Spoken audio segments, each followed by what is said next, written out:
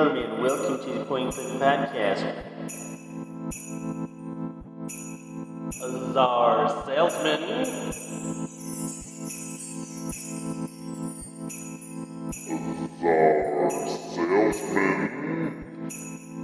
We pretend people care about our opinions.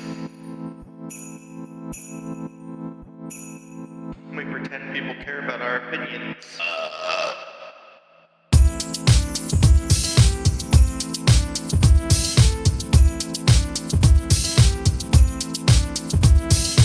They're just a couple of good guys, virtue signaling their life away.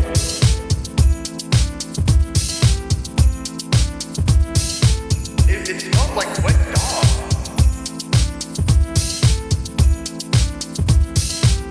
We pretend people care about our opinions.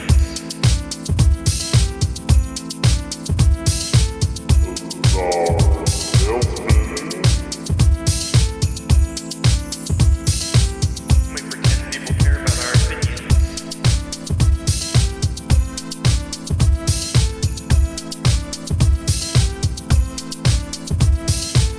Ladies and gentlemen, welcome to the Point Click Podcast. They're just a couple of good guys, virtue signaling their life away. So stay woke, stay fresh.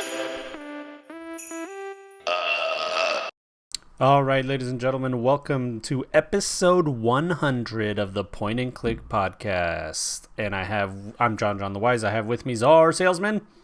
Hey, how's it going? It was almost perfect, but 100 episodes. It's not like we can do things right. 100 episodes, can't even intro the podcast correctly. Dude, let me see you intro the pod. You know what? It's been 100 episodes, and now the next 100, you're doing the intro. Oh, okay, so we swap every We're 100 now? swapping, dude. Man, 2 years, and here we are fucking doing this podcast, talking about video games, life, and all the crazy things in between. Czar forgot to burp. He burps at the end. Damn, fair weather fans in here, dude. Wow. Fair weather Wow. fans, dude.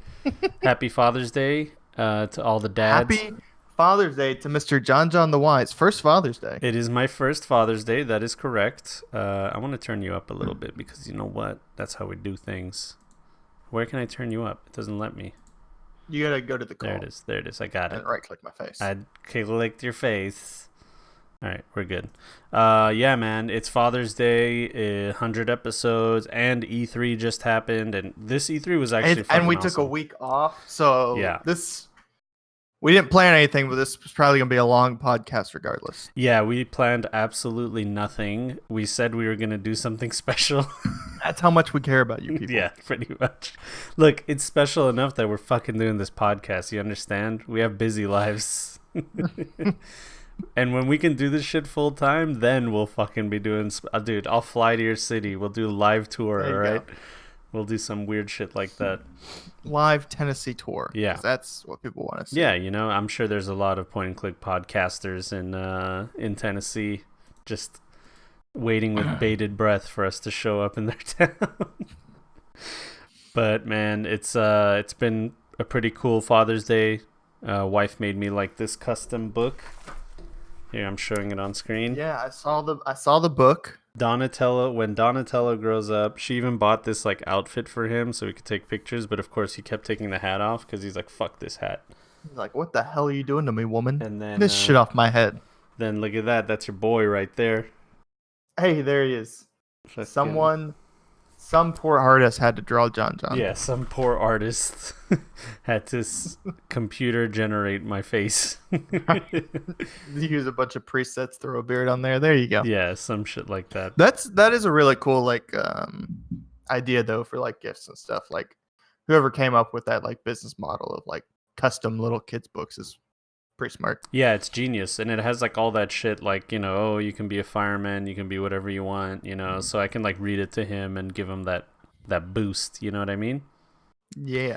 That boost. He just woke up too, and wife's not here, but she should be here soon. I think he's alright. Oh shit, we're gonna have a Donnie emergency. Nah, he's alright. He can just chill in his crib. I think he'll be okay. So yeah, man, E3's been fucking insane. Did you like catch up with everything? No, not everything. I haven't even watched all of E3. I feel like Me neither. There's too much. It's too much. so bad. I'm so bad at this. It's too much. One, there's too much, and then there's too much of just who gives a fucking shit. Yeah. Yeah. You know what I mean? Like, I don't know. There's a lot that I just didn't care about at E3. There's a Yeah. lot like big franchises I used to care about that I just don't care anymore. Like all these big AAA games coming out, and I'm completely apathetic to like 90% of them. Yeah. It's honestly, it is 90%. Like 10% of E3 is like, oh shit, that's so Interesting. cool, you know? Yeah. And then the rest, I'm like, there's some other like smaller indie games coming out that I'm more excited about than like the AAA stuff. Even the ones that I'm like interested in, I'm like, yeah, but how interested am I? You know what I mean? Right. Yeah. Yeah. Absolutely. But we can get straight into it because we have a lot of shit to talk about. So I got the full list of all the We got E3 full games. list and the Keanu Reeves Wikipedia. Yeah, there's only one thing to talk about when it comes to fucking E3 2019, and that's Keanu fucking Reeves. He's That's taken what over everybody's the internet. fucking talking about. Oh my god, dude. People are naming their kid Keanu. Like, all kinds of shit's happening, dude. Keanu owns 2019. John Wick 3 has come out. Fucking the E3 shit. I mean, people are going bananas. Yeah, the fact that he was in Cyberpunk the whole time and they kept that secret. Like, I'm surprised that they managed to keep it a secret. That's to be insane. honest. Yeah, that's insane. For No all those, leaks. Nothing. Nobody leaked that. Nothing. Not even a little bit. Impressive. That's just impressive. That's crazy, dude. I couldn't believe it. Prince says, I'm more interested in the Master Chief Collection coming to PC than 95% of E3 presentations. Yeah, there's like a few of those, like little like tidbits of news that are like, oh, cool. You know what I mean? So, yeah. But let's just blow through this shit because there's a lot of shit to talk about. So the way they did it was there was like major presentations like Microsoft, Bethesda, PC gaming, Ubisoft, and Square Enix, and Nintendo. Those were the ones that had like their major presentations, and then there was like little ones peppered in between. So I like the way they do that because it's just so much easier. Like today is Bethesda Day, today is Microsoft Day. So I try to watch it live a little bit, but then I just waited later and I watched the YouTube video and stuff like that and fast forwarded through fucking all the stupid indie games. You know what I mean? But yeah, Microsoft, they talked about Xbox being their big thing, and for some reason, it's not just Xbox. They're doing this whole like cross-platform Xbox plus PC, putting it all together, right? Yeah, that's because Microsoft knows that the console wars is over. Yeah. They know that the future is not going to be consoles and PCs fighting it out or anything like that. Yeah. It's going to be games as a service streaming, like Netflix. You're going to buy a subscription. Your computing power is going to be on some cloud server, and then the game is going to be streamed to your TV or your low budget computer that doesn't have the processing power to play AAA games. Yeah, it looks like so far Project X Cloud is what Microsoft's calling it, and then we talked about the other one, Google Stadia. Yeah. Those are the two major streaming gaming services. Google Stadia is going to have like Destiny 2 and like some other major games. So they're serious about this shit. And it does it seems like that's the direction it's going. It seems like that's the direction this kind of technology is going anyway. Yeah.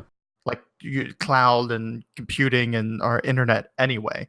Like it seems like that's the way entertainment is going, even for gaming. So the only one that's fighting it seems to be Sony. They were fighting cross-platform play for a very long time. They're still not fully on board with that. Yeah. They're fighting this idea that there's not going to be these console wars of PS4 exclusives and Xbox exclusive. It's not going to be like that. Yeah. And they're still trying to fight that. I don't know if Sony is going to like really shoot themselves in the foot for the future markets because of this or what. Yeah, I mean, it's maybe because they're not one of the leaders when it comes to streaming. Like PlayStation Network is cool, but they just copied what everybody else did, you know? Right. Yeah. So yeah, they seem to be behind everyone on stuff like that. So yeah, that might be why they're kind of like pushing against it, because they realize that that's like their weak point. You know, like that whole like Xbox Arcade and Steam having their indie games and stuff like that with like the Steam Link and all those things. Those are all like they were already doing that shit. And then PlayStation's like, fuck, we need to catch up. You know what I mean? Right. But here's some of the games that Microsoft talked about. Outer Worlds, we talked about that in the past. But this other game called Bleeding Edge, did you see that one? Nope. So, yeah, I think Bleeding Edge. I didn't even hear that on looking at some recaps and stuff. Here, I have it in the news here. Boom, here we go. Oh, Ninja Theory? Yeah, and so the people behind Hellblade made this 4v4 melee game where it's like hero-based. It's kind of like Overwatch, but only team fighting. It's 4v4 Overwatch team fighting is what it seemed like. So it's like Battle Right. Yeah, it's like Battle Right, but with like the Overwatch influence. Here's the trailer. Let's watch the trailer right here. Confidential.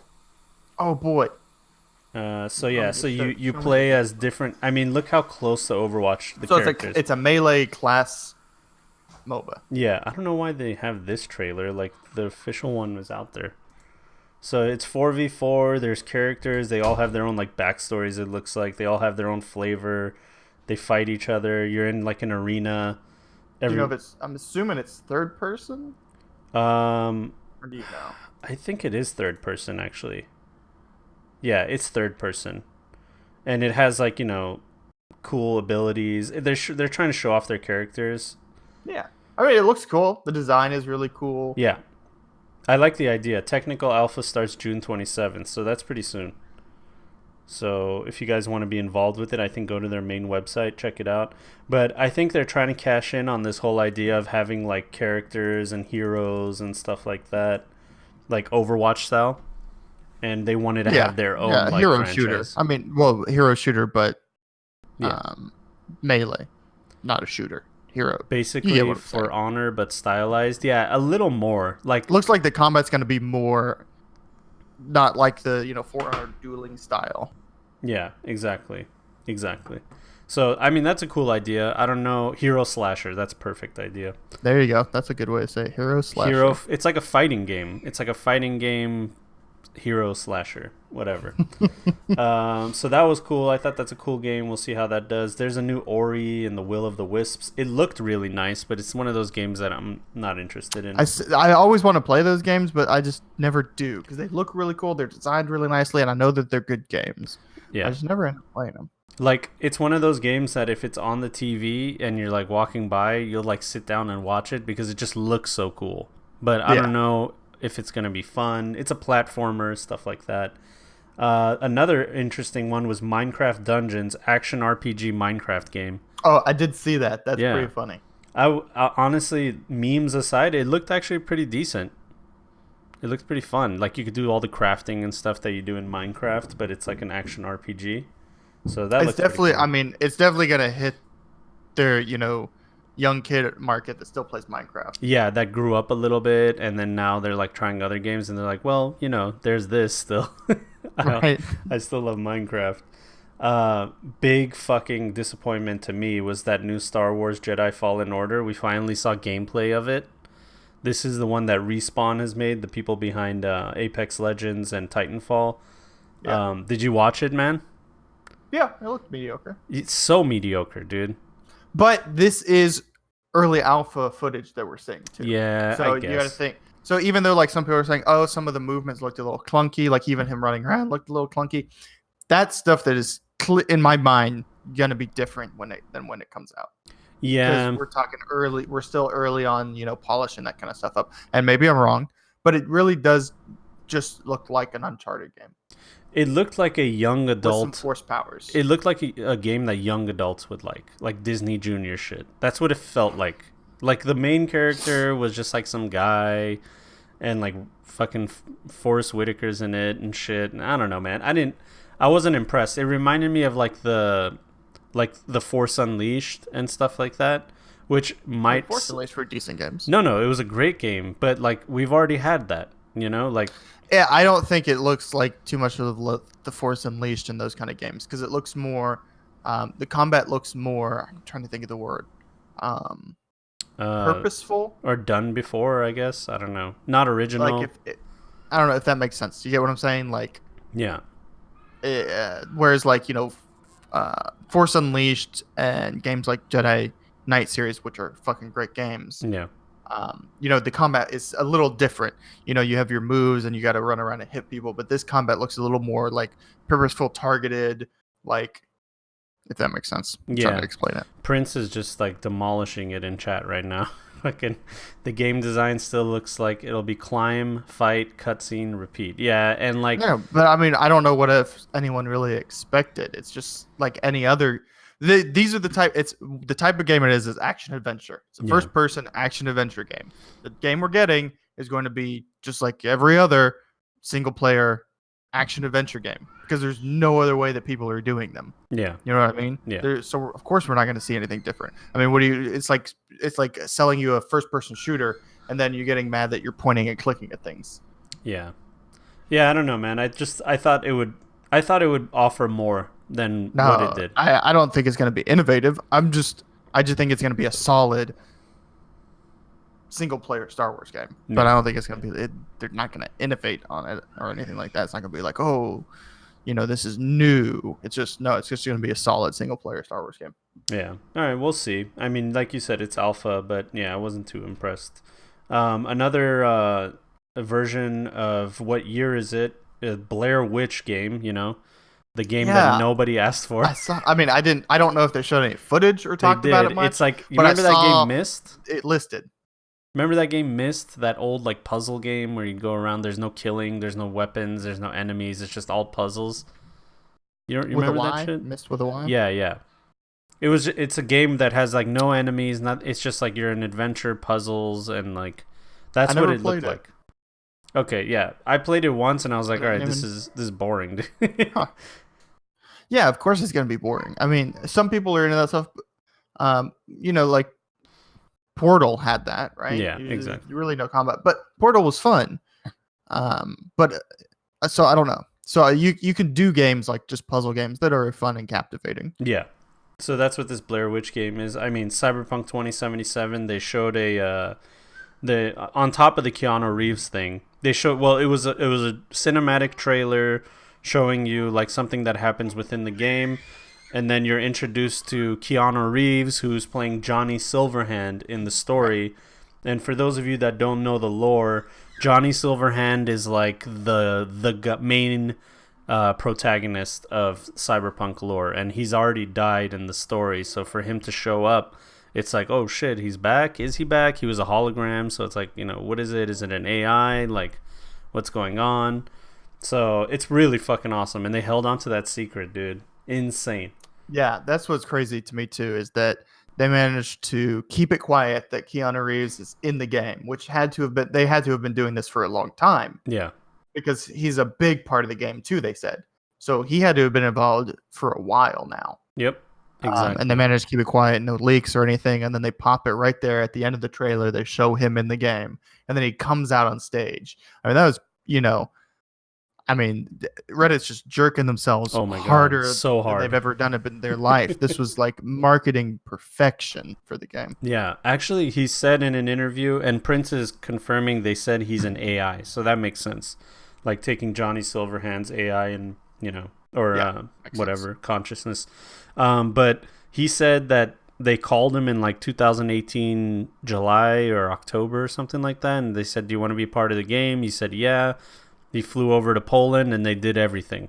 So they did it all in less than a year. That's actually more impressive to me, is that they did that all in a year. That's insane. That means that they're capable. They got everything they needed from him in that. Yeah, dude. Imagine that. That means, what are they capable of? They're capable of so much if they can do all that in 1 year, Mocap, fucking dialogue, all that shit, writing. Insane, dude. But yeah, there was that. Let's see. New Battletoads game, that tugs my heartstrings. I saw that. That was pretty funny. I'm good on Microsoft for throwing that out. That's pretty smart. Original came out in 1991, and there's a new Battletoads coming out. It's a beat 'em up that's like in a really cool art style, like a comic book style, like cartoon. I don't know how to explain it, but it's a really cool art style, 4-player beat 'em up game, which is what the original kind of was. So it's great. That's awesome. And that's actually going to be part of their... Really, all that was part of their streaming service. The Xbox Game Pass subscription service. And you'll get all these fucking games. And Battletoads one of them. And there's a bunch of other ones, too. So it's one of those things that you're looking at. You're like, oh, shit. You know, do I want to get involved with this? What? Did you read something? Fucking... Here. I'll send it so you can show everyone. Okay. Someone did an artist posted something how they say the Battletoads should have looked. It just made me laugh. God of War artist? Oh, it's the God of War artist? Oh, shit. He drew Battletoads realistically. That's actually pretty cool, though. I like that. Yeah, I like that. That looks so cool. Now, what the fuck happened? Everything got fucked on Discord. Oh, good job. Good job, John. There we go. We're good. But yeah, fucking... There's that. Let's see. Anything else Microsoft's worth talking about? New Dragon Ball Z game, whatever. Psychonauts. Gears of War 5. Who gives a fuck? It looks so lame. Dude, Age of Empires 2 Definitive Edition. How about make Age of Empires 3, dude? Oh my god. What is that, dude? That game's like old as dirt, dude. Yeah, why are they remaking? Is it a remake or? I don't know. It's just like HD remix. So just like HD, not full remake, just like an HD upgrade or something. Prince said they already made 3. So then what the 4 is in development? Oh, so 2 is like okay. Good job, John. I get it. Don't you look dumb now? I do look dumb, but you know what? They look dumb for making. In the trailer, they're like so many people still play this game. Like they were saying shit like that in the trailer. It's like that's why we did this. So many people still play this game. What the fuck is wrong with you? I know, dude. You play this game still. Let's see. Some racing. Forza Horizon 4 Lego Speed. Forza and Lego came together to make a racing I heard game. about that too. Lego. Yeah. I saw the clip of Lego cars zooming by or something. I was like, what the fuck? 2 is the most popular one. Still gets 2,000 viewers on Twitch. That's actually pretty big. That's a big deal. Hey, I mean, Grubby still plays fucking Warcraft on Twitch. So, State of Decay 2 DLC that no one will play because no one plays State of Decay 2. Phantasy Star Online 2. So I think the main version. That was a pretty popular game, right? Well, the Phantasy Star Online was like the original Sega game. From Phantasy Star was the original Sega game. Then this one came out, and then I don't know. I'm not up to date with that. Obviously, no, and I never played them, but they were fairly popular as far as anime gaming go, right? Yeah, no, 100%. It's one of those. What the fuck? What just happened? My mic is bleeding through. For some reason, some weird shit happened. No, that was probably my garage door. Oh, it was your garage door. You were hearing. Yeah. That's what it was. I was like, what the fuck? Okay, we're good. Borderlands 3, we talked about. It's going to be awesome. And so then there's the Game Pass. Oh, yeah. Borderlands 3 is going to be fucking dope. I cannot wait for that. Yeah. I don't care what storefront it's on. I don't fucking give a shit. Yeah, I don't care. I'm going to play the shit out of it. And then the new fucking Xbox Elite controller. Man, why do they keep changing the controllers? Well, this is supposedly the best controller they've ever made, and the reason that they remade it exactly like all the others. I know it does, but then they showed in the trailer they showed an in-depth look inside of all the springs and adjustable joysticks, all the shit, different profiles that you can have for your joystick. So they're making it for PC and Xbox. That's what it is. It's supposed to. They're making it the standard controller, which it pretty much already is, but they're just stamping it. This is the one that you buy. This is the one everyone's gonna buy, and I mean that's pretty much what's happening. Yeah, it goes back to the whole Sony being dumb thing. Microsoft knows where things are heading. That there's this huge merger of console and PC. That separation is not going to exist soon. Yeah, exactly. So they know, and they're getting ready for it. And then they teased Project Scarlet, a successor to Xbox One. So the next console that's coming out. Yeah, which is just it's not. Didn't they say it's not a whole new system necessarily? I can't remember. You won't have to buy the new system to play games or something. I don't know. I actually didn't catch that part, so I don't remember. I don't know. We'll see how that goes. I mean, they were gonna do it, like that's just the progression of things. The PS5 is gonna happen, all that. Right. And Prince says I still use a 360 controller from 2008. Yeah, it's the best. It's the standard. It's the best thing. Yeah. So they're trying to make They're trying to make the new standard, the new updated. Yeah. Everyone's controller. Yeah, and because it has buttons in places like under it instead of like on top. It has like some of the trigger buttons under it. You know how like you hold it like this? Yeah. Where like your fingers are supposed to be holding the grip. There's going to be buttons there because a lot of people that play like shooters, they buy this extra apparatus that they put on their fucking thing to help them like click buttons faster, and so they're just help them cheat. Yeah, pretty much. I mean, it's pretty much cheating because you can. Right. My brother-in-law showed me. He's like, playing Call of Duty. He's like, because of this thing, I can like throw grenades and shoot like so much better. I'm like, oh, okay. So then Bethesda came by and begged us to play Fallout 76. Oh my god, I did hear some of like the Bethesda stuff, and I'm just like, man, Bethesda has not learned anything from this Fallout 76 stuff. They came out and like full on admitted to everyone's face that they knew the game was shit and launched it and charged you for it anyway, knowing that you buy it and you play it and they could fix on it while people played it after paying them. Yeah. So it was just dumb. It was a terrible. Yeah, this is what we want to hear. Todd Howard come out and shit on everyone that buys Bethesda games some more. Like that's basically what it was. Dude, so what they did was they let people play it for free for a week, and Fallout 76, and they just released a battle royale mode. Oh my god, the choice to do a battle royale too just makes me realize they have absolutely no idea. Like what? Their grasp on reality is non-existent. Non-existent, dude. Non-existent. And I installed it, and I wanted to spite Prince because, first of all, Prince is probably the biggest fan of Bethesda games that I know, and he told me I'll never play that piece of shit. And I'm like, it's free, let me give it a shot. And he's like, I'm still not gonna play it.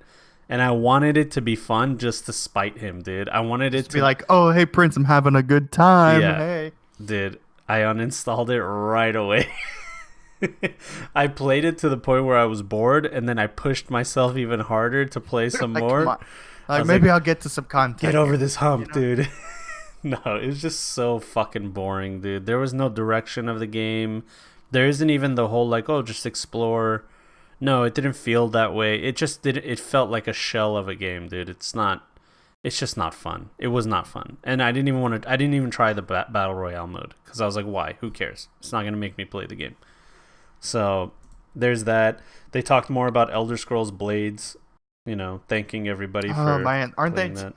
Wait, aren't they taking Blades to the computer? Yeah, I think it's gonna be the Switch. The Switch. Yeah. Oh my god. Yeah. Nobody Oh my god. I know. Them celebrating their fucking mobile game. Yeah, man. While they created the shit that is 76 for the PC. It's just so funny. Yep. And then they also revealed, they said that Starfield's coming out before Elder Scrolls 6 because they feel like it's time for a new IP, which is fine. I thought that was cool. Well, that makes sense too because I feel like they probably were working on Starfield a lot longer than they probably have been on 6, right? Yeah, exactly. Yeah, as Prince said, it's Fallout 4 with less content and no story, which is arguably better than the story we get in Fallout 4. Damn, man. Prince taking shots tonight. Oh, taking hardcore shots. Today. But yeah, let's move on from them. Bethesda was just a lame duck, dude. Just a shit show. Just terrible. Just a shit show. Yeah. I think that Bethesda just thinks that Todd Howard is like seen by so many people as like untouchable and fucking video game Jesus. Yeah. That as long as they have Todd Howard out on stage saying the dumb shit, that everyone will be fine. I felt like they were actually just going through the motions of the presentation. Like their heart wasn't even in it, Yeah. They were just going through it.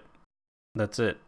Doom does look good though. I mean, Doom Eternal. Bethesda still has some good stuff going on. Yeah, and I'm sure Starfield might be like wow. It might wow us. They might still be able to make wow.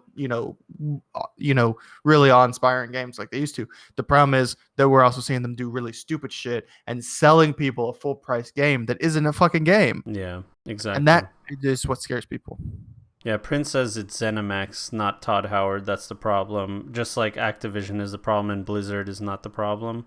I don't know. I feel like it's a combination. But it's a bunch of stuff probably. Yeah. I think honestly Bethesda's problem is they expanded, and the expansions that they have, the other studios suck balls. So like they're releasing games through those other studios and they're mediocre or poor, but they still have the Bethesda logo on them. You know what I mean? I don't know if I could say ZeniMax is the problem. They became a subsidiary of ZeniMax in 1999. Yeah. So yeah. I'm not sure. I think ZeniMax's board is a bunch of lawyers led by a man who's banned from banking. No way. What does he do? Put his money under the couch? Fucking under the cushions? So, I mean, I'm not saying ZeniMax doesn't have a hand in probably all of this, but I mean, Bethesda clearly is in on it too, because I mean, they've been a part of them since 1999. Yeah. So, yeah, no, they're just going through a slump, just like Blizzard's going through a slump right now. You know, they're not the only AAA company. There was a shift in like a few years ago where they realized how much money could be made. You know, then they started bringing in like Wall Street tactics into gaming, and that's when the flavor was lost. And now we feel like, hey, you're just trying to use us. The bubble burst. Exactly, that's it. So let's move on from that. PC gaming. Let's see. Is there anything here that's worth talking about? I'm not seeing anything. Vampire the Masquerade 2. There was a gameplay. I didn't actually get to see it. I forgot. I have to watch it. Did you watch it? No. What? Sorry, I was reading. Somebody from Bethesda founded ZeniMax. Oh. That's interesting. Just okay. So anyway, okay. Let's move on from. Yeah. Okay. What did you say? The two big. Well, don't worry about that. Vampire the Masquerade looked cool. Oh yeah. I actually did see some of the footage for that too. Oh, you saw the gameplay? Does it look good? Yeah. Yeah, it looked decent. Okay. As far as I can tell. I haven't seen it. It looked yet. fun. I'm not really into the whole vampire genre games or whatever. Yeah. Like that other one came out, Vampire. Vampire. With a lie. Vampire Yeah. or whatever. You know, it looked like an interesting game, but I don't have like a draw towards playing those types of games. I don't know why. Yeah. I'm just not interested too much. I just remember when the first one came out, it was kind of ahead of its time as far as like facial animation, and then like and it like looks sandbox. fucking horrible, by the way. Yeah, it looks terrible, but for the time, it's insane. You know? Yeah. It had some borderline old school titty physics. Yeah, exactly. Then there's some other games here, but the two that I think are worth mentioning is auto chess. There's like a whole auto chess war going on right now. Yep, it's just like when the MOBA genre was born with Dota. Exactly. When it was a mod, of Warcraft, and then it became its own thing, and people were starting to catch on. It became its new genre. Auto chess is now becoming its own genre of a game. Exactly. Dota's is called Dota Underlords, and then League of Legends is called Team Fight Tactics. Yep. By Riot Games. So Riot Games makes a second game, so now they can actually be called Riot Games. Yeah, right, because that board game doesn't count. Yeah, exactly. And then the third one is the ones that made the auto chess mod. They made their own fucking auto chess game on mobile. So it's a battle between those three, and then I'm sure there's going to be other copycats. There's gonna be more. This is a new genre now. Yeah. Just like we've seen games in the past, like Battle Royale. They start as a mod of another game, and they become their all new. Like a new big thing coming on. Yeah. And a lot of people that play MOBAs and like Hearthstone and other games like that are getting really into auto chess. Big time. So and I haven't given it a shot either, so I will when Teamfight Tactics comes out probably. Yeah, actually, you know what? I was thinking the same thing because I don't give a shit about Dota and I don't give a shit about that Chinese so I mean, I'll probably do it when Teamfight Tactics come out, but like I'm not like so into the idea that I'm like, oh, let me go install Dota 2 again so that I can play Teamfight or whatever it's called, auto chess. Yeah. And then Kriparian, who I respect his opinion, he was saying he played all of them and he doesn't know that much about Dota, and that was actually an advantage for him in Teamfight Tactics, and he thinks Teamfight Tactics is more of a user-friendly he thinks it's going to be the better game. So I think it will be too. It's going to be the more streamlined. It's probably going to be the more streamlined, well structured. Yes. One. You know what I mean? So will Blizzard release a version in like 5 years? Yeah, Heroes of the Chess or whatever. Oh my god, dude! If they do, I'm gonna laugh my ass off. It's gonna be amazing. All right, so there's that. It's gonna be interesting. Once Teamfight Tactics come out, I'm gonna play it. It does look like an interesting game style. It's just I haven't been too drawn to, install Dota 2 just to give it a try. Yeah, exactly. I'm the same. I'm gonna wait for Teamfight Tactics. Then there's Baldur's Gate 3. We talked about that. That's the same people behind Divinity Original Sin 2 are making Baldur's Gate 3. Super popular in the RPG genre. Yeah. The cinematic I saw of Baldur's Gate that Jimbo's posted in your Discord was fucking gruesome. Oh my god! Dude. And so it was really crisp looking. Yeah. It looked really cool. It was a mind flare taking over some dude's body. It's fucking insane, dude. It looked really cool. So there's that. Let's move on to Ubisoft. Ubisoft has a new Watch Dogs game that they're hoping doesn't flop. It's called Legion, and you can play as an old lady. Literally every NPC in the game is available to be played. Yeah, including an old fucking lady. That shows it in the gameplay. You're like an old lady with a desert eagle shooting people, and she's running around beating people. It was funny, but that's their selling point at this point is look at the goofy stuff you can do in our game. Yeah, they know nobody wants to play Watch Dogs. Exactly, no one. And then there's going to be 3 new Tom Clancy games. Ghost Recon Breakpoint, Tom Clancy's Elite Squad, and Tom Clancy's Rainbow Six Quarantine. Oh, I'm sorry. Well, no, Division 2 is already out. So yeah, those are the 3 new ones that are coming out. Which, when are we going to call it something else so we don't fucking get... it's so hard to, type in Twitch, what game I'm playing. I write Rainbow Six and it doesn't find it. I'm like, okay, Siege, it's not finding it. And I'm like, okay, what do I have to fucking type to say I'm playing this game, dude? The whole title, John. The whole title. Yeah, the whole thing with the colons and the apostrophes. How long will Watch Dogs turn into until Watch Dogs turn into Saint Row? I know, dude. That's what I'm saying. That's becoming their selling point at this point. I know, dude. Remember their selling point. Yeah, okay. I can't speak English today, but you get what I'm saying. Yeah. The fact that this is what they're marketing, it's cool that you can play as any NPC. Yeah. More games should do that. Really cool aspect. But that's their selling point that they sold at E3. Not, we have a new Watch Dogs game coming out. We have a new Watch Dogs game coming out that you can play as any NPC. That was their big reveal. I remember when Watch Dogs first was revealed, it was like, oh my god, this is going to change the face of gaming. It was people were so hyped about that game, acting like it was going to be the next big thing. It was Grand Theft Auto with hacking. Yeah, and it actually looked amazing, but when the game came out, it didn't look anything like that. Yeah, we got to watch out for publishers doing that kind of stuff because they keep doing it. They keep doing the bait and switches with really nice looking E3 trailers and stuff like that, and then they give us a downgraded piece of shit. Look at Anthem. Yeah, exactly.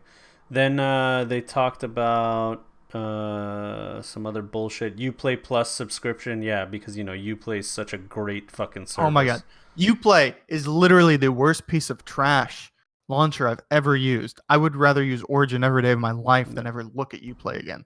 I would rather fly to wherever Ubisoft is and ask them if I can play in their fucking offices than download Uplay. And then they said that all their games are going to be on Google Stadia too, so that's pretty cool. That's big. Huge. Depending on the titles they have, depending on the titles that Stadia and stuff gets, I'm getting one. Yeah. If I can pay, whatever the cost is, $10-15 a month, and just play whatever game comes out on Stadia whenever I want. Yeah. Why not? Exactly. Then they announced Mythic Quest, a Apple TV original, which, come on, do you want anybody to see it? No. It's written by Rob, what's his name? It just said it right there. Rob McCallum. I can't say his last name. McElhenney, the guy from Always Sunny. It has too many syllables. Mac from Always Sunny. The creator and one of the stars of Always Sunny. The show's called Mythic Quest: Raven's Banquet. It's a new comedy series about making an MMO from the creators of It's Always Sunny, and it's an original from Apple TV, so no one's gonna watch it. Right. I'm really disappointed because this sounded really interesting and cool. I was like, oh, cool. A new show by Rob and the guys that write For Always Sunny. Yep. This could be cool. This could be fun. New settings, same writers, maybe some of the same humor. Yeah, I'm down with that. And then the Apple TV exclusive. I was like, are you kidding me? Stupid. What the fuck? Yeah, it's gonna be dead in the water. That's it.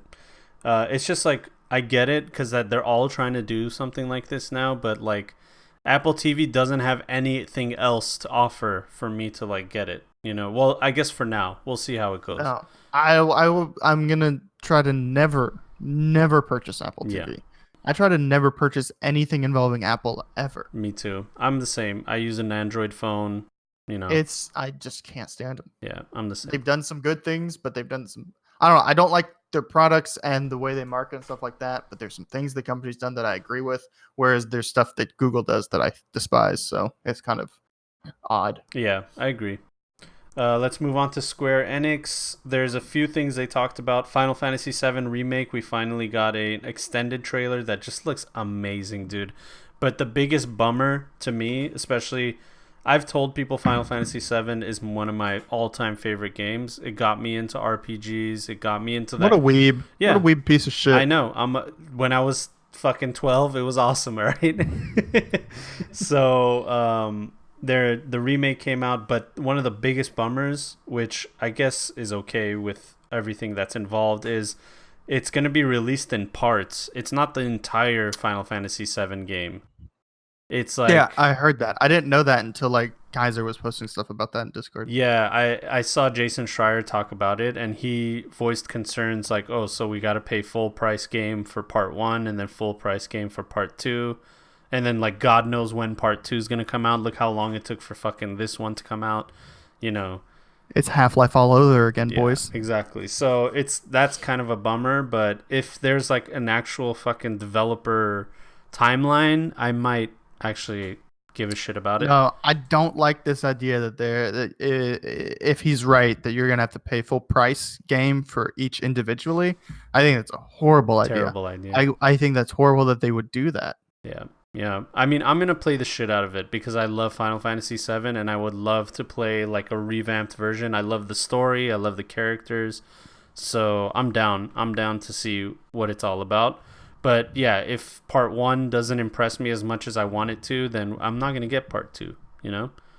I'll just play the original and enjoy the whole thing. It definitely looks like an impressive game. Yeah, I agree. Visually. I'm just being a little pessimistic because of that whole part 1, part 2, and having to wait and shit like that. Yeah, that part's a little iffy, and is reason to question what this game is, how this game is going to go, and whether it's going to be worth $120 to play the full thing. They announced Final Fantasy VIII. What did they say about Kaiser? What did they say about Final Fantasy VIII? If you can tell us in chat, because it says here that they talked about it. I don't remember anything like that. The other big thing is the new Square Enix Avengers game, and oh my god, if you guys just take a look at this fucking thing. I'm trying to find it. Sorry, give me 1 second. Where the fuck did I... Oh, here we go. Everybody's complaining about how terrible the art style is. Yeah, even Kaiser says, I didn't see anything about FF8. Yeah, me neither. Okay, so maybe they're wrong on Wikipedia. But, I mean, everybody's complaining about the art style. It just looks so fucking weird, dude. All their faces are weird. It's supposed to be a single-player Avengers game. Mm-hmm. But everybody looks fucking creepy, dude. Here, let me see if I can find it. Yeah, I don't know what it is. It's like... Here's what it is. They're mixing some comic book and realistic elements that the movies brought while using not the stars of the movie's faces. Yeah. Right? So it makes it like to us what we see when we see it, we think this looks like Chinese knockoff.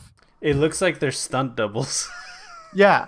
So it's weird. Like I'm sure it's like a fine game or whatever. It's Square Enix, they make good stuff, but like the art direction is very questionable and weird because they brought aspects of the movies as far as art style goes, while also aspects of the comic books.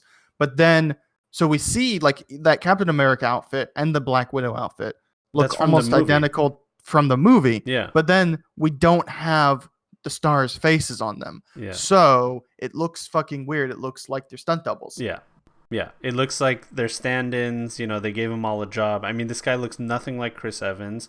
Black Widow looks nothing like Scarlett Johansson, but they're all wearing their outfits. It's like they stole their clothes. Yeah. So it's a little. So it's like I'm fine with the video games getting away from the stars of the movie. Yeah. You know, because these are characters that existed before them, and these are characters that will exist after them. Mm-hmm. But there's something about the art style choices that make it look that way. Yeah. That makes it be like, why aren't the stars in this? I don't know what it is.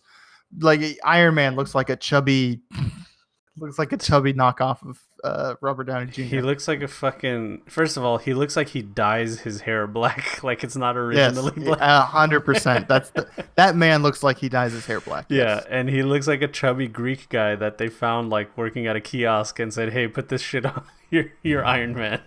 Yeah. Oh my god, dude! It just looks so weird. I mean, I think they were better off if they just did a fucking like anime style game instead of this shit. You know what I mean? Like totally stylized in a different way. But then they said that they're not going to change anything. They said in an interview the design is not going to change. So, yeah. I mean they can't change the design. Yeah. They look like they plastered the devs. Forward with it, you know. Oh, yeah, it totally does look like that. Kaiser's like it looks like they plastered the devs and their families' faces all over those heroes. Yeah. That's fucking hilarious. Like gave him a shot to be in it. So there's that. Okay, let's move on from Square Enix. Ooh, I have another Father's Day gift here. Oh, okay. She wants me to look at it.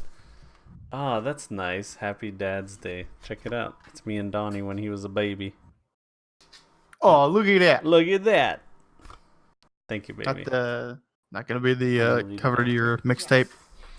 Okay, last thing we'll talk about is, well, I mean, I guess we could talk about some of this stuff. Honorable mentions.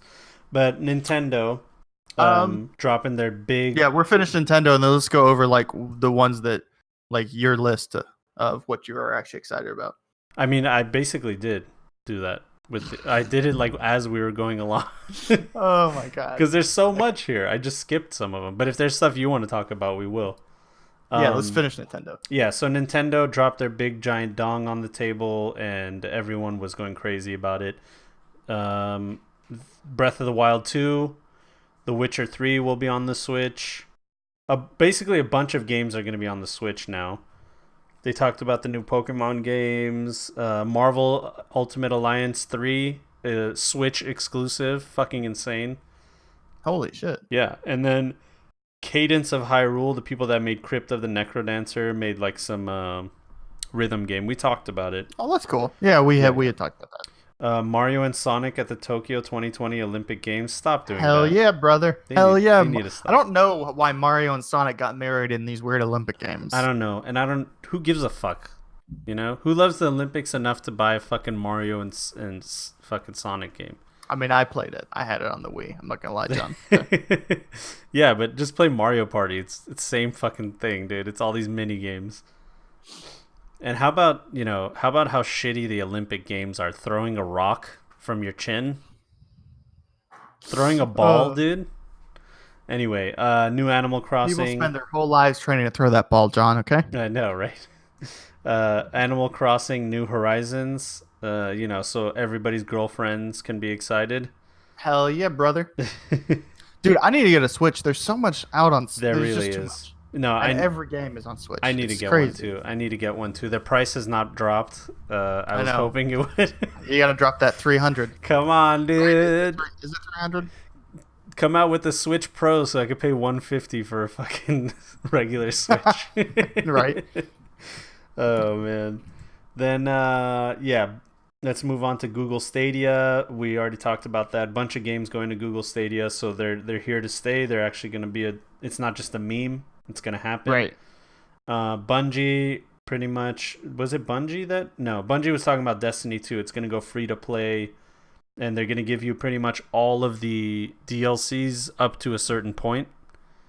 But it should give you a shitload of stuff. And yes, then, and it's gonna be interesting. I actually like the direction that Bungie seems to be taking it away from Activision. yeah, and Like I it's going to think be that on Steam. they need to do is rebrand, rename it, Yeah.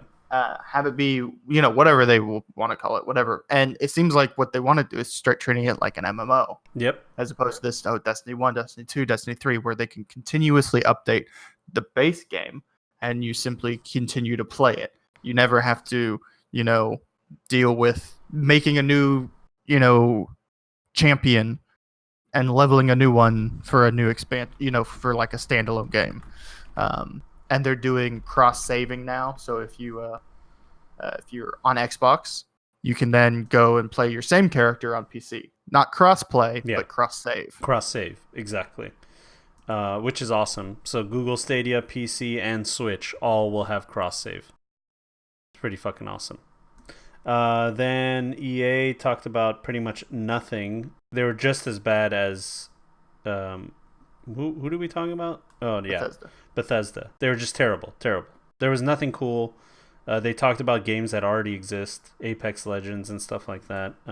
Madden, FIFA, whatever, dude. Who gives a fuck, dude? Let's see, anything else here? No, nothing else really much to talk about. That's it. Oh, and Cyberpunk won all the awards. Like all the awards. Naturally. It won every award that exists. They even made up new awards to give them. There's like a fucking picture. They gave it the Cyberpunk award. Dude, there's a picture of the wall that they have and like all the stickers from all the fucking Tom's Guide of Best of E3. Like everybody just came and put their sticker on that wall, dude. They won every fucking award, as they should. It looks fucking amazing. And yeah, Prince cares about FIFA. Come on, dog. No. Come on, dog. Come on, dog. All right, so talk to me. There is a game that I wanted to talk about. It's not on this list, that I was very intrigued by, and really, it's the only game from E3 that actually had my attention, aside from like Cyberpunk, of course. Yeah. And it's called Remnant from the Ashes. I don't know if you saw any. Yeah, you told me about of it or any play. I posted in your Discord and stuff. It actually looks really interesting, a fun thing to play with people. It's like they were inspired by the Soulsborne games. Mm-hmm. So the combat is kind of like it, but with guns. There's the roll dodge mechanic. There's a twist on like the bonfire mechanic. Yeah, we're looking at a very shitty frame rate version of the game because I'm doing all the things that I'm doing with this PC. But yeah, it looks like 4-person. It's gonna be like a 3, up to 3. I don't know why not to 4. They said up to 3. Okay. It's going to be, the best way I can describe it is kind of like a looter shooter dungeon crawler. Yeah, it's like Left 4 Dead dungeon crawler. So what you do is you go through a crystal and you select the biome because you use the crystals to go through different worlds. Oh, okay. And you go to a biome, and in that biome, the map and the enemies are randomly generated. Oh, okay, that's awesome. Procedurally generated. Yeah, I love that kind of stuff. That's my favorite shit. And there will be bosses. The bosses get generated. There's going to be a bunch of bosses and a couple world bosses. So there's going to be like perks and lots of loot. They said they have a huge loot pool. Lots of people saying they have a really big loot pool, which looks promising. But you can jump in with like, your 2 friends and like run a couple dungeons. And it's not like a super time constraint thing. Like they said, you could probably run a dungeon in 20 minutes. Oh, that's great. Yeah, that's so great. It's not going to be a huge time sink. It looks like it'll be fun to play with friends and stuff. And it looks like stuff I don't know. That they can add content over time. Yes, it absolutely looks like something that they can continuously add to. It looked really fun to me, and it comes out August 20th for $40. Oh shit, 40. Yeah, okay, we'll see. It looks good. It looks really like, good. And it looks like it's not going to be a, ratty bug-filled game. Like they look like they know what they're doing. Yeah. The same guys worked on Darksider games. Yeah, I agree with Prince. $40 is a little steep, but it just depends on what content we get. Because from this, it looks really cool. But yeah, I would have to. Is there like skill trees and stuff like that, or it's just? So you pick between 3 different people at the start, but that just gives you your starting gear. Oh, okay. Everything else is free for all from there. You pick what guns you want to use. There's going to be like traits or something that you can level up and stuff. So there's going to be like some ability stuff. Mm-hmm. Guns get weapon mods, which are like their twist on magic. So as you shoot and fight, you charge your weapon mods, and then you can like burn stuff or like use lightning and different stuff like that. So yeah, Kaiser says, and there's like melee combat as well. Division 2, but mixed with demonic looking creatures. Yeah, it's like Doom, and it's like Doom, Dark Souls, Left 4 Dead, all mixed together, and like Diablo elements. I like the I wonder why everybody's called Private, Captain, or General. I saw those 3 names. I wonder if that has anything to do with it. That could have just been what they chose for their character names as the testers. So you're gonna have a bonfire sort of system, whereas you can stop at the bonfire and refresh all your resources like health and your dragon hearts, which are your Estus flasks. Yeah. But it does respawn everything in that dungeon. Yeah, I mean, it looks pretty cool. Yeah, I like this. It reminds me of that game that I was telling you about where like you can make your own boss, and it's a Kickstarter though. Yep. Yeah, we talked about that. Yeah, we talked about last podcast.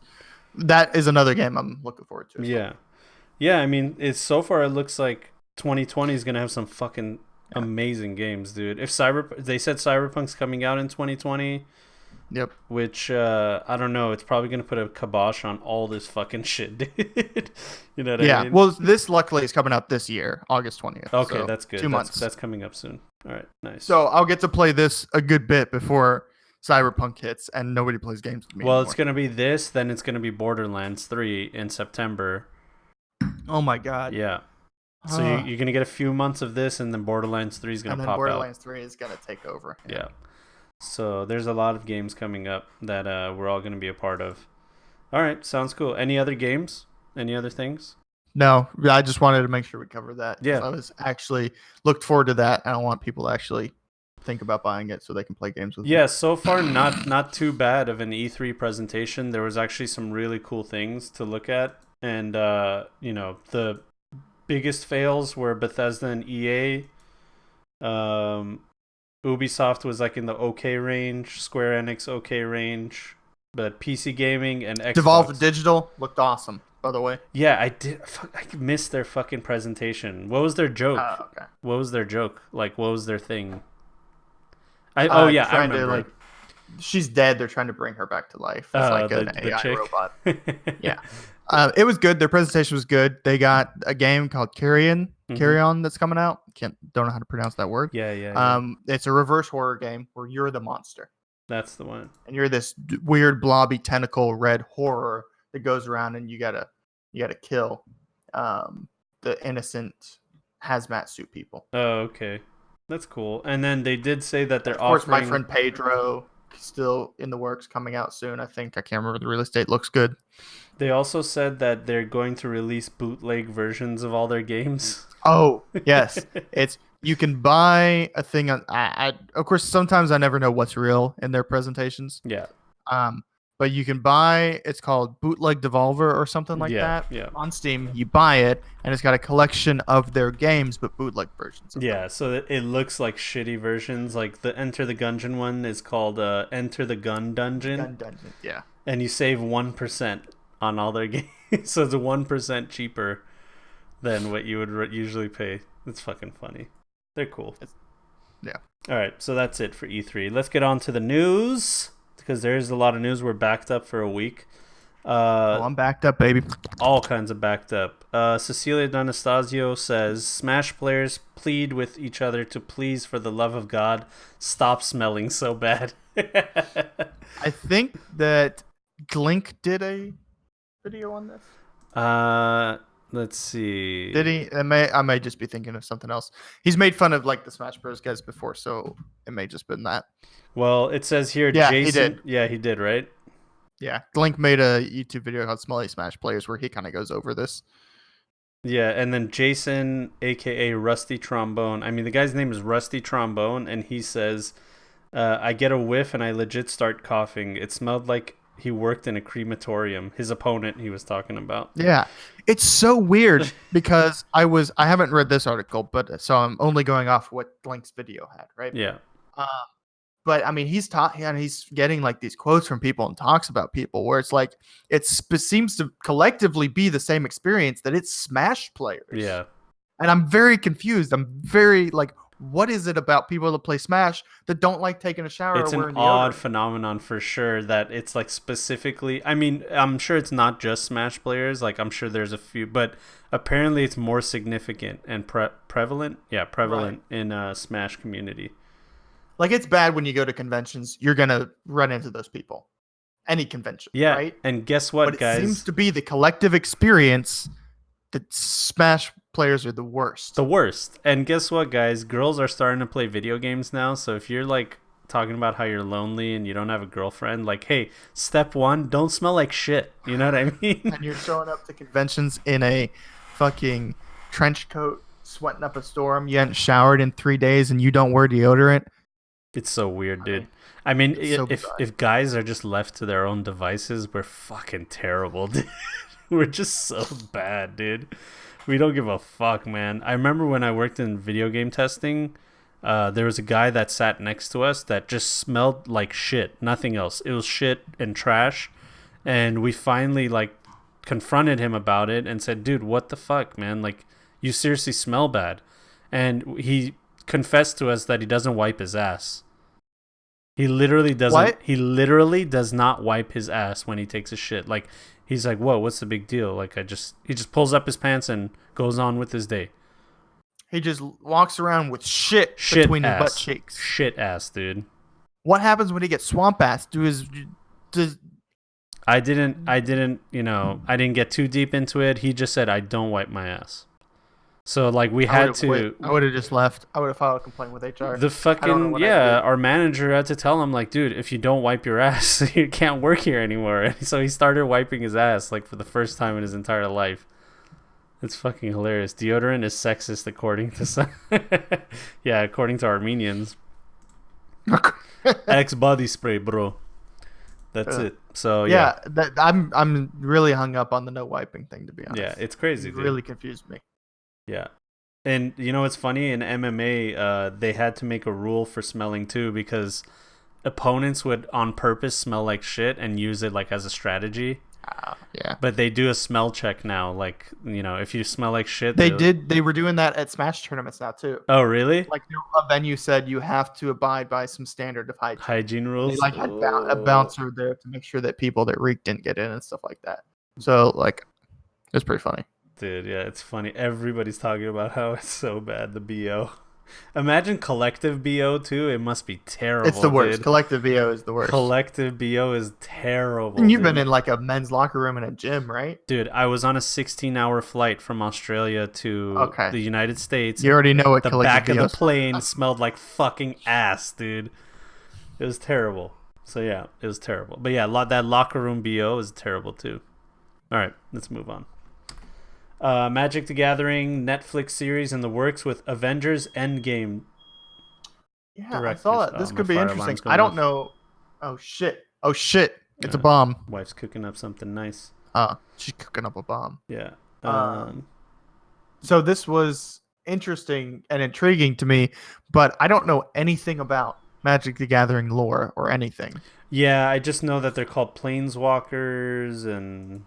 I don't know, dude. I honestly don't know that much either. I just know that the art is really cool. Like the art is really cool.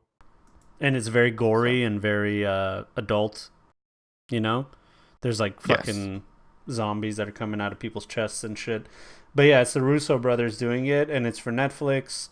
And I'm just down because it's a fantasy-themed show on Netflix. Why not? I like it. I'm down for anything like that. So this could be cool. I'll watch it if it looks like it's gonna be good. Yeah. Okay, next piece of news. Let's move on. Watch Dogs Legion leaks. Yeah, we talked about that. Blizzard cancels new game in development for 2 years. Yeah, so there was a game. Apparently it was supposed to be a StarCraft FPS because Jason Schreier got the news for it. It was a StarCraft FPS shooter, and it was canceled so they can move all the developers to making Diablo 4 and Overwatch 2, of all things. Mm-hmm. Why Overwatch 2? Why do you need a second one? This one really confused me because I thought that my friend was memeing when he first mentioned Overwatch 2. Yeah. What is? Jason Schreier was the one. I was like, oh, it must be true. Yeah. It confuses me Is it greatly why they would need to make an Overwatch 2 instead of just continuously updating and improving current Overwatch. Yeah. Well, I mean, aside from, hey, they want more money, right? Yeah, but I just They don't want to understand. sell you another full price game. What is the second Overwatch going to have? Is it going to make the first one obsolete? Is it a different type of game? Like, what does that do? You know what I mean? It's bizarre. I mean, Diablo 4? Yeah, no, it's for sure. They were working on it no matter what. They just didn't want to. Like, they have like soft confirmed that Diablo 4 is continuously in the works. Yeah. Yeah, especially after all that phone shit and Diablo Immortal, they're like, okay, I guess we got to tell people about it now, even though they wanted the timeline to be later. They could have put up like a splash screen or something, but like they just didn't want to because they don't have anything to say. Yeah, the way that Bethesda did the Elder Scrolls 6 thing, they could have done the same thing. Right. You know what I mean? They just didn't see a point in it. Then I guess on their end, nobody expected the backlash for not doing it. Yeah. You know. So they just were like, well, we don't have anything, so let's not say anything because we have nothing to say. Yeah. Yeah, like we can put together like a stupid little graphic, but that's nothing, you know? But apparently it works with Bethesda for a second. Saved Bethesda. For a second, dude. They needed it so bad. But yeah, Overwatch 2, I don't get it. And then they said the source that told them, you know, about this whole cancellation said that 50% of all games that are worked on at Blizzard in development usually die. So that it's a normal thing. To be honest, that just makes sense for a large company whose business is to develop games. Yeah. They have a bunch of ideas. Also, maybe they start churning on those, see if they can get something working. Yeah. Maybe this isn't working out. Maybe the market's changing and they don't think it's a viable strategy anymore. Maybe they just don't like the way that the game's being put together, so they cancel it. Yeah. I mean, I imagine they cancel games all the fucking time. Yeah, exactly. So that's it. We'll see how that goes. Hopefully, Blizzard. I said it. 2020 is their year. 2019 is the year we talk shit about hold Blizzard. That to you. I'm telling you. Hold that to you. John. 2020, we're gonna get some exciting news about Blizzard. You know, Heroes of the Storm. Storm. Well, the 2020 is going to be exciting news for Blizzard, or are they going to do anything in 2020? No, they're not going to do anything in 2020. Okay, it's just going to be that's when we get the news. Yeah, because then 2021 is when they make their comeback. But 2020 is when people will be hyped again. All right, 2020, the year of the Blizzard hype. That's what I'm saying. I'm calling it right now. All right. Next piece of news.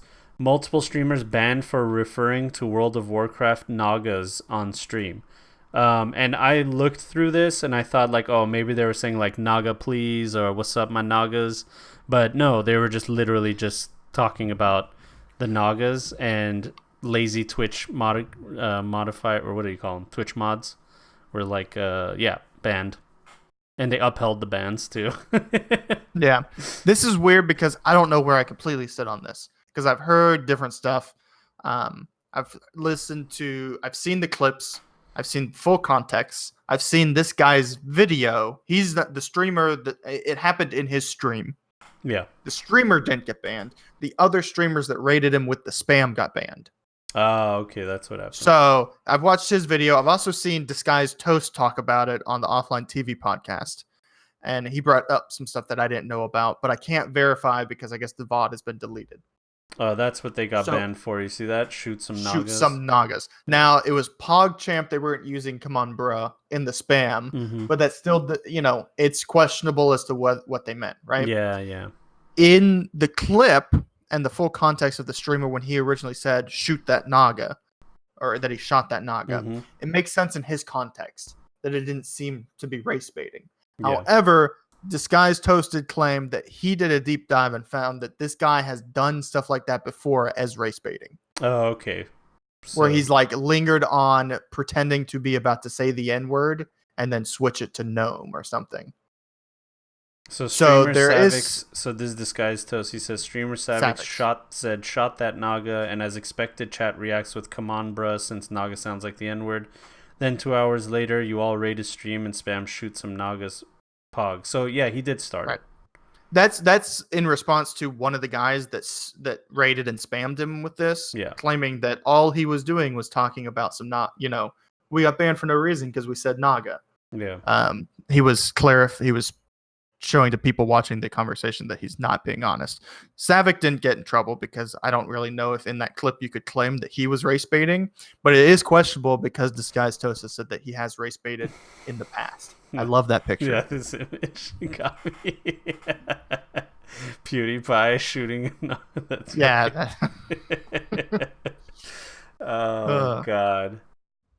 So I don't know. Somebody wrote they're aquatic Americans, you racist. Nice. So it definitely seems like the raids and spamming were clearly race baiting. Yeah, right? Yeah, 100%. I don't know if the streamer Savick himself was race baiting in this instance, so I don't know if really any action should be against him. But I also don't know if permabans should be the way to go about this. Like, unless these people have been the streamers, not Savick, but the other people involved. No way. Yeah, that's too much. Permabans. That's too much. So I don't know, but I also don't know what their history is. Have these people been banned multiple times for stuff before? Yeah, you're right. Who knows? But if they haven't and it went straight to permaban, I don't ever like when that happens. Yeah, but they have to virtue signal their asses off. Yeah, I mean, I don't know. You need to start small. Small bans or small corrective measures have been shown that those are the best ways to go about corrective behavior. Zero tolerance, Czar. Like zero tolerance and like harsh punishments for stuff. So they don't optimally work like gradual punishments or corrective behavior over like harsh if Twitch had it their way, they'd put them all onto a train and take them to a camp and do some things. Zero tolerance, you understand? Zero tolerance. All right, let's move on. Keanu. Oh yeah, the guy that shouted "You're breathtaking" to Keanu Reeves. During he kind of like positively heckled him. He's getting the $250 collector's edition for free from CD Projekt Red. They're just giving it to him. It's awesome. Now you better be careful. A bunch of people are going to try to start positively heckling people at E3 now. I know, dude. You're beautiful. No, everyone's just going to start screaming. It's like you're breathtaking at people on E3. All right. So there's that. Okay, this thing, dude. We got to talk about this. So within the Cyberpunk trailer, there is a advertisement, and it depicts a woman, a hot woman. She has like that whole shaved head, like beautiful face, and a trans model, and clearly has a penis. And you can see like an erect, rigid penis. Yeah. And their leotard. And then it says on it, mix it up, and it looks like it's a soda ad. Yes, it's a energy drink ad or something is what it was confirmed to be or something like that, right? Yeah. Yeah. So she has a Mr. Stud implant. Yeah, exactly. That's part of the lore. What the hell's going on? Donnie's crying. Everything okay? Oh, you heard my voice and he got all sad. So everybody's saying that this is transphobic. What does CW mean? Oh, I have no idea. CW, NSFW? NSFW, obviously. I know that, but I don't know what CW means. And then this person saying, how is this not on my timeline right now? Oh, they probably just shortened content. Oh, content warning. Okay, like trigger warning. Okay, whatever, dude.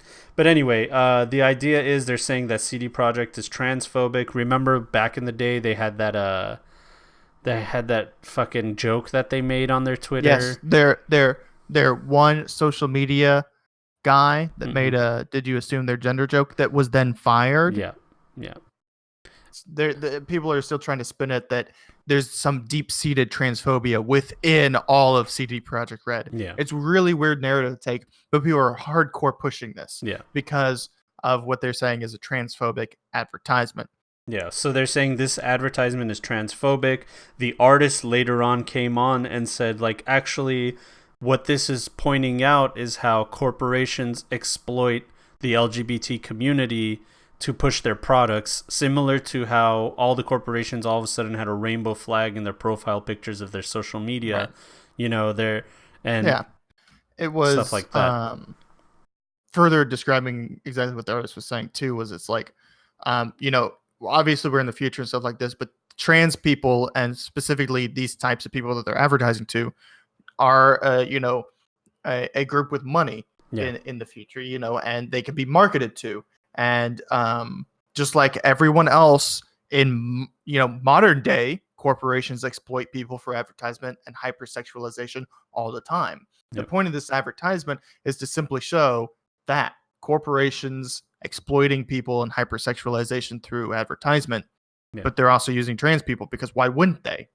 You know what I mean? So this isn't so, but people still want to say like, oh, CD Projekt Red is fetishizing them or something like that. No, it's the corporation within the context of the game is fetishizing trans people to advertise to trans people and people who fetishize trans people to sell a drink, which is exactly what's going on today. Would actually, right, which is something a corporation would 100% fucking do, right? Yeah, like maybe in several years when trans people are more accepted and commonplace and stuff, we will probably see that. Exactly. So it makes absolute sense in the context of this, but of course people are like, it's just so bizarre to me. This is the art piece that you're seeing is the soda company or energy drink company virtue signaling, saying like, mix it up, be a part. This is a normal thing. We're just like you. Buy our soda, and people just didn't get that message. Then this moved on to them attacking them for crunch tactics and like whatever they could. Then they went after the people that made Cyberpunk, Talsorian Games. Oh my god, dude! They're really horrible people going after the creator of Cyberpunk 2020. Who, by the way, Cyberpunk 2020, when it came out, which it came out in the late 80s, 89, 91, around that area, they were more woke than anybody during that time. They were one of those woke people. Part of the premise of the Cyberpunk genre is painting a capitalist hellscape. Yep. Of corporations with no restrictions on them. Yeah. Like it's almost a patently anti-capitalistic genre. Yeah. What if corporations had complete control of the government, of anything they wanted, any bill they wanted to be passed, any control, if they can have their own military? Yes, a dystopia. Yeah, a dystopia, exactly. And that this is all just a part of that context. And Talsorian Games, I make Cyberpunk videos and stuff like that. That's like my main thing now. I'm kind of getting away from Twitch and doing that thing. And I got to talk to a lot of people from Talsorian Games. And to be honest with you, man, they're really hardcore with that whole woke culture. They're super inclusive. Yeah.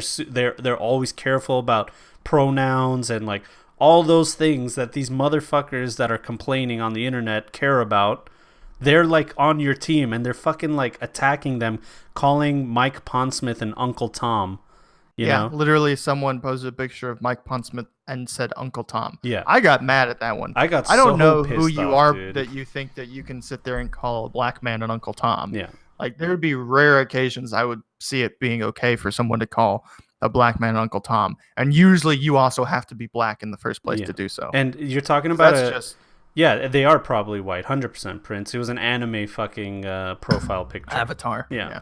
But like you're talking about a guy who literally was all about inclusion and all those things way before anybody else had continued to do it. And then now you're going to go bad on him over something that he didn't even have control over, this art piece. You know what I mean? He didn't say, hey, make this. You know what I mean? Right. He made the original. But even in the context of the world, it makes sense. And it's not, even if he okayed this art piece, it doesn't make him transphobic. No. And it doesn't make him fetishizing trans people. The point is that the corporations in this world will fetishize trans people. Yeah. Like the idea is that you're supposed to be, as a cyberpunk, against the corporations. And this is an embodiment of why the corporations are bad. That's what the art piece is supposed to showcase. Yeah. Like it blows my mind. And people, even with that context and that explanation, they still are just like, it doesn't matter. It shouldn't be a thing. Like, I don't understand. And then there's all these other people, like, memes in this chat. Yikes, what even is people this? Are so fucking subhuman IQ. Oh my god, dude. Just holy shit. People saying like, you're not going to see a dime from me. And then this person, the Mad Queen Show, she's also one of the big Cyberpunk content creators. I'm not a fan for other reasons, personal reasons, but she's like super woke and part of that culture. And this person's like, to be honest, this is concerning given that we know that CDPR's company culture and the transphobic humanity mechanic in the source material. The humanity mechanic has nothing to do with anything trans. It has to do with how much cyberware you have. The more cyberware you have, the more robot you are, and you start going a little crazy. Like, am I human or am I a robot? That's what the humanity is.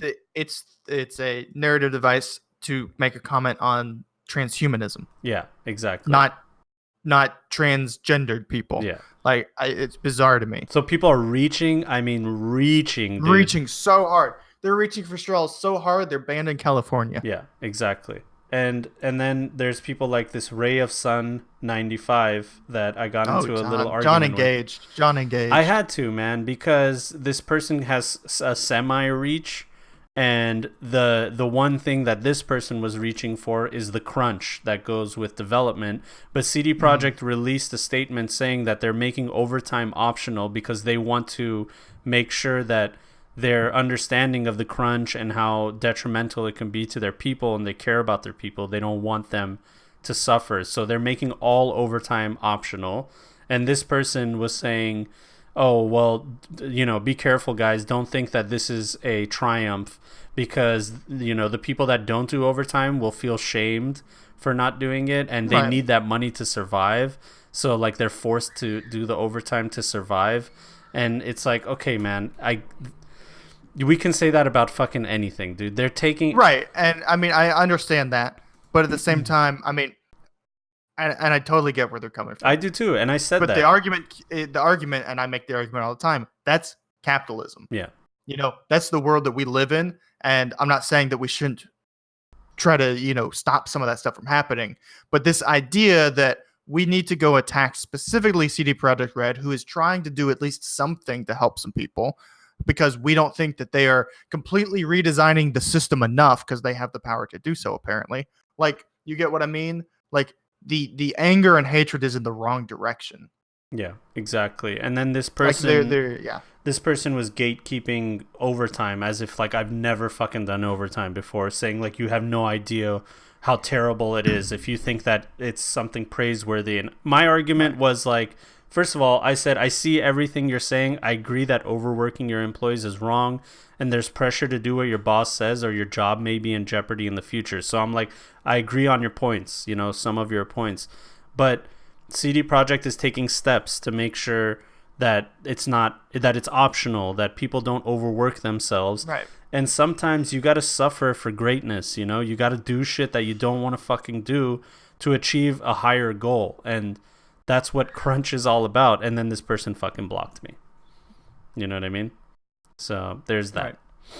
But this is the kind of rhetoric that's going on right now. It's people just reaching for anything to be upset about with CD Projekt Red and our Talsorian games, and they're attacking the creator of the game. They're attacking like anybody involved.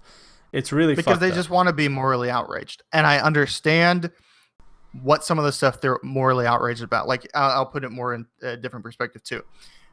It's easy for me as a dirty white het cis male to sit here and look at the poster, the fetishization poster of a trans person, and then think about the context of the world it's in.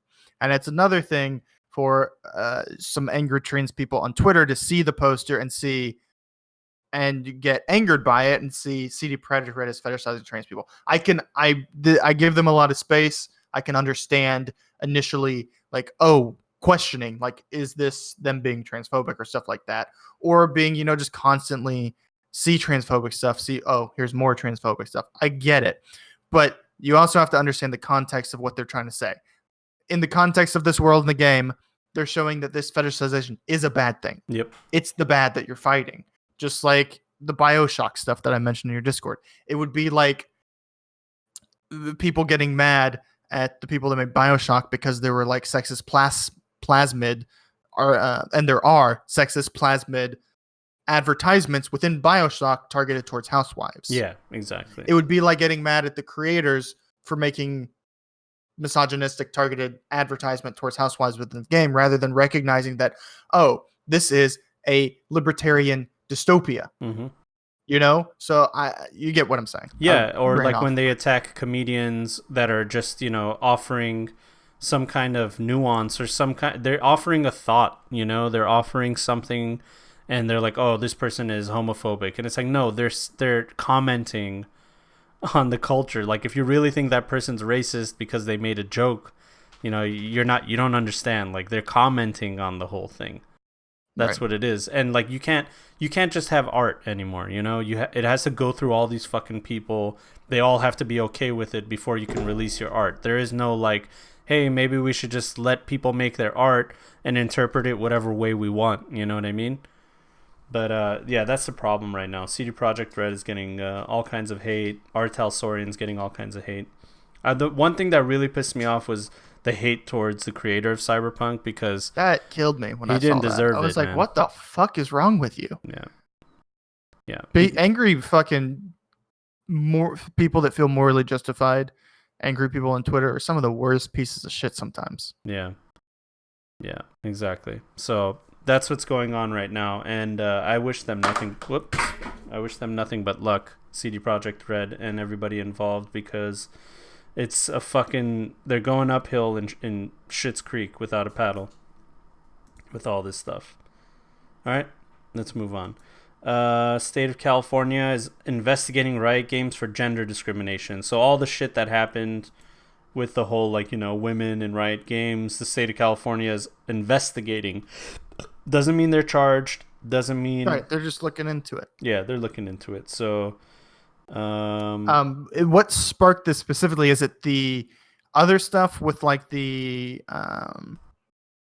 lawsuits that are private arbitration, or is this unrelated and we're talking like hiring discrimination and stuff? No, this happened from when it went before the arbitration, before all of that. It was apparently already in the works. So gotcha. Because there's been so many complaints and so much hubbub about it. So the Department of DFEH, whatever the fuck that acronym is, Department of Fair Employment and Housing. There it is. So they had to, and it's according to California's Equal Pay Act. Apparently they're allegedly violating it. So they're just looking into it. Allegedly. They're looking to see if they really are. Yeah, they're looking into it. So we'll see. I mean, interesting. It's a big deal if... That's a bigger deal than what they're doing in the private arbitration. Yeah, way bigger deal. And honestly... Although, I mean, just like with anything like this, Riot's so big, I mean, when they punish companies, it's like fines, right? Yeah. Okay, so the company gets fined and they move the fuck on. Like, it was cheaper for them to do whatever they were doing than to pay the fine in the first place. Yeah, but I mean, if the California Department of Fair Employment and Housing decides that they were in breach of some kind of, act or law, then that gives all the people suing them, precedence. That gives them, a lot more legitimacy to their cases, which could, just the fact that they're investigating and it's public knowledge now, hurts the cases going into private arbitration against Riot. Yeah. I mean, like, it favors them against Riot. You get what I'm saying? Exactly. Like, it hurts Riot's case. Yeah. And their public image and all that stuff. So we'll see. I mean, I think a lot of this shit is well deserved because of the things that we've heard. There should be an investigation, but I honestly will just trust whatever the investigation comes up with, because they're a third party that is totally not involved with any of this. They don't play video games. They don't give a fuck about League of Legends. They're just about whatever the law is.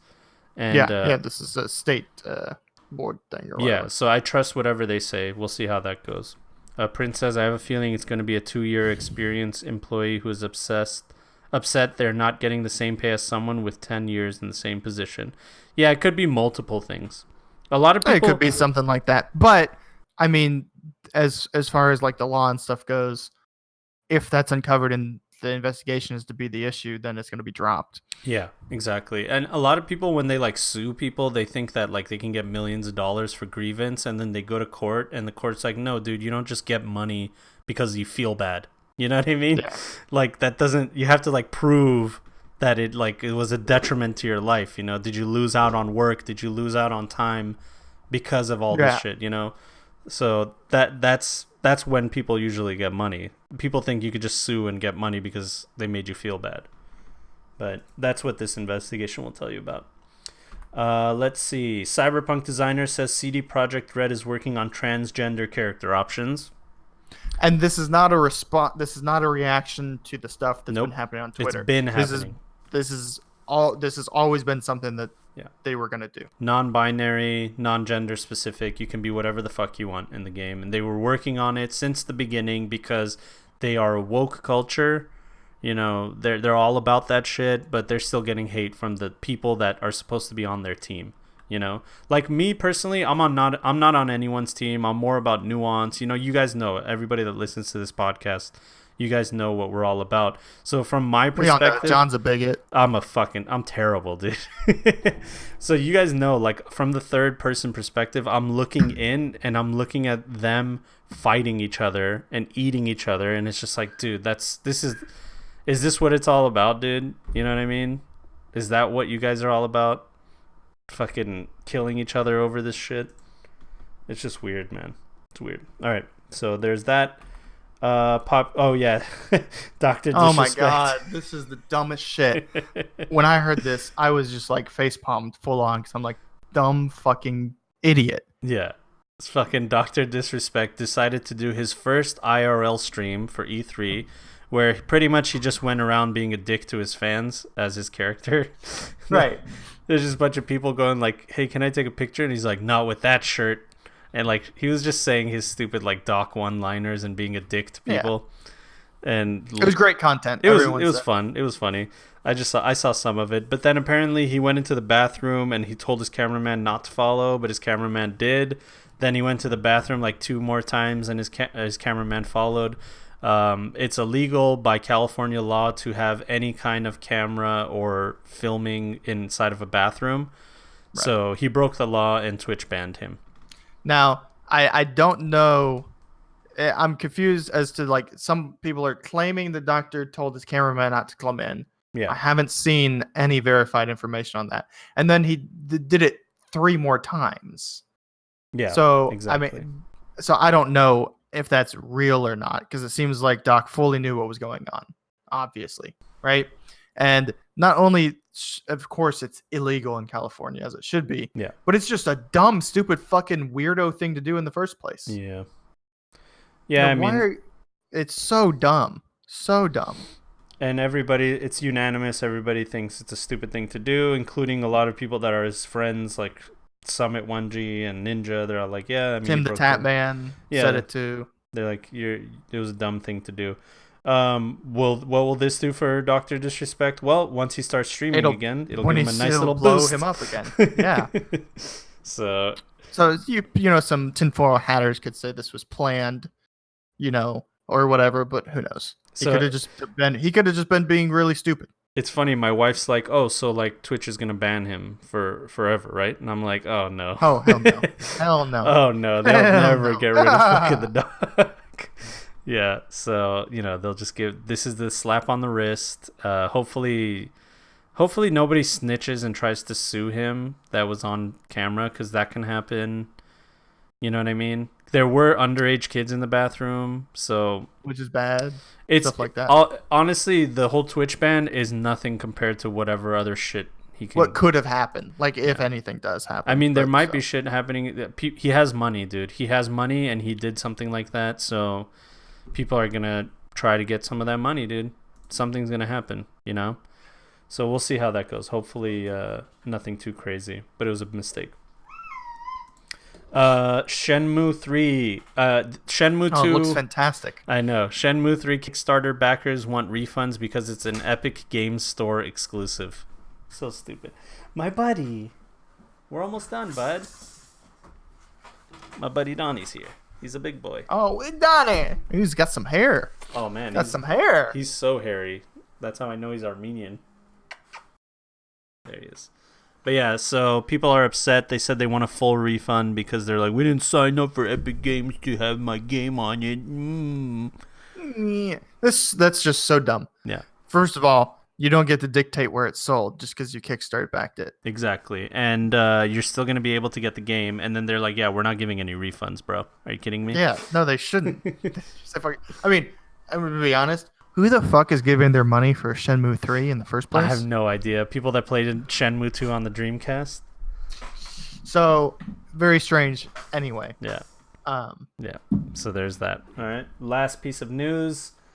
Nintendo sent cease and desist letters to prominent E3 leakers. So whoever was the guy that was leaking all the Nintendo stuff, I mean, he got just the fattest of fattest serving papers for all the shit that they did. Yeah, they did. That's the other thing I forgot to mention. They promised that it was going to be on Steam, and then they reneged. Then you got some possible leeway there. But I mean, I don't know. I don't know how much that can be like held up as, oh, you promised Steam keys. Well, the nature behind that promise is a digital copy. Yeah, exactly. Right. Yeah. So it could be argued that, well, it shouldn't matter. You're still going to get a digital copy. Yeah, exactly. At the end of the day. So, I mean, if you want to sue them for that, it's pretty dumb. I mean, good luck. You probably won't. You're not going to win. You're just going to spend all your money and lose. So yeah, Nintendo's. So the guy was Sabby, aka Polar Panda, gained notoriety this year for revealing nearly every breaking announcement at E3 this year. Everything, Keanu Reeves, all that shit. He leaked it all apparently. So it was leaked. When was it leaked? Did nobody believe him? Maybe. See if you quick scroll. Do they know who it was, or was it like? Well, anonymous. Whoever this guy, new _Wabby Savvy. Oh, he's using Twitter. That's not smart. Yeah, so Twitter, he posted all the shit on Twitter. I've been given a cease and desist from a lawyer representing Nintendo. They have my full name and everything. This means I'm not allowed to post any private trade secrets from Nintendo. This does not mean I cannot post things from other companies, but not Nintendo. So he's just banned from posting anything about. How did he get the information, though? That's the question. I guess they want to know. Like, they know who he is. Nintendo knows who he is. So surely other people within the industry now know who he is. So how is he getting this information, And now that they know who you are, this is just like killing your career if you got the information by being within the industry, right? Yeah, and it says right here, they speculate that most users on Reset Era speculated that Sabby may have dug a little too deep. If legal teams dug out their name and address, Sabby or their sources may have broken some serious non-disclosure agreements. I mean, obviously they broke non-disclosure agreements, but like, how did he get those connections is the thing. But yeah, that's it. I mean, I don't understand the end game for these people that do these leaks and stuff like that. Like, what are you doing, dude? You know what I mean? Yeah, I mean, especially it's like, okay, so they probably leaked it, a couple months before E3? Yeah. Who really fucking gives a shit? Why is it so important? Like, the downside is so bad. Why would you risk stuff? The downside is so bad, dude. The downside is like you get sued to oblivion, you go to jail. The upside is people are like, hey, thanks. You know? I know a couple months sooner. Wow. Yeah, they just go, you're cool. Like, that's it. You know what I mean? But that's it. They just like being the guy in the know. That's what it is. They like being the guy with the secret like attention. Knowledge. They're basically just attention whores. Yeah. I mean, really, it's just people that want attention. Here, bring him here. We're done already. That was the last. Bring me the boy. Bring the boy. His shirt's dirty. It's fine. He's fine. All right, guys. Shirt's dirty. Such an unprofessional look from Donnie. I know, so unprofessional, Donnie. We're doing a podcast here. So, guys, 100 episodes deep. Big thank you to all our supporters, man. Thank you guys so much. Thank you to Dunk that started it with us, and everybody, man. All of you guys that have been in chat offering us articles, and all you guys listening right now from your podcast apps and continuing to listen. We're going to do more, man. We're not done. We didn't even know it was 100. Yep. He's just excited that we did 100 episodes. For episode 100. So that's it. Yeah, that's it. Hope your eardrums are bleeding from that one, you guys. So yeah, other things. Did you want to plug anything, Zara? Are you doing anything? No. You're still not. Right? Nope, still not doing anything. I'm playing Warframe and looking forward to Remnant. That's it. For me, guys, honestly, I've kind of gotten... Here, let me turn off the music. Hold on. I've kind of gotten away from Twitch only because I just haven't had a lot of time, and having that stream schedule and stuff like that. I still have that slot available, but I've been using that time to do like other stuff, like my YouTube channel. That I just got 100. I passed 100 subscribers on my YouTube channel. Hell yeah, brother. I know, man. And I've been getting like amazing responses from my Cyberpunk videos, like people saying like I love it, I can't wait to get more of it, and it's just really like motivated me to make more. And it's an opportunity for me to do something that I like. So I'm gonna be doing mostly my YouTube from now on. I will be streaming, and I'm gonna dual stream on Twitch and YouTube because I don't care if I lose affiliate. It doesn't really mean that much to me. But so far, no one snitched yet. I haven't done it yet. No one snitched yet. They don't know. So we'll see how that goes. But yeah, sorry if I haven't been streaming lately. I'm still going to be active on my Discord. I'll still be streaming, but it's not like set in stone. It's not going to be Monday through Friday like it usually is. It's just going to be whenever I have a chance, So, but that's pretty much it. Make sure you guys listen to my other podcasts, the Wise and Sassy podcast that I've done 100 episodes of as well. And that's pretty much it. Love you guys. Have a wonderful week. 100 episodes deep. We'll see you for 101 next week, baby. Bye.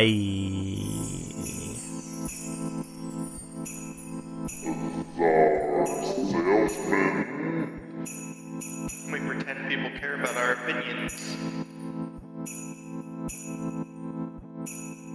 We pretend people care about our opinions.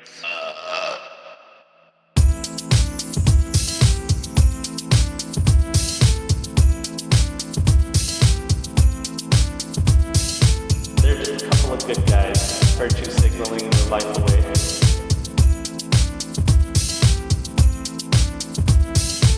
It smells like wet dog.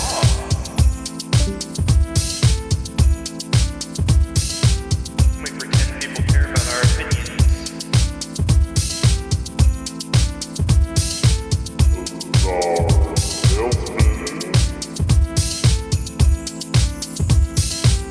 We pretend people care about our opinions.